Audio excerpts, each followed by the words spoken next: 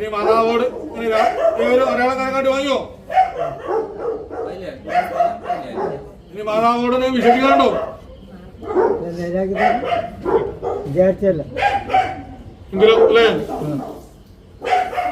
മനസ്സിലാകത്ത് അല്ലേ ഒരു പ്രാർത്ഥനയുണ്ട് അല്ലേ? എന്റെ മാതാവേ, കുന്നുമൂന്നുള്ള കുട്ടിക്കിടാങ്ങളല്ലേ കള്ളനും കാലിക്കും ഊർക്കപ്പാമ്പനും ഇട്ടഞ്ഞ് കളയാതെ കാത്ത് രക്ഷിക്കണം അല്ലേ? നേർ വഴിക്ക് എത്തിക്കണം അല്ലേ? വളവ് കണ്ട പ്രകാരം ചവിട്ടി കോട്ടത്തെ തീർത്ത് നേർ വഴി കാട്ടിക്കൊടുക്കണം അല്ലേ?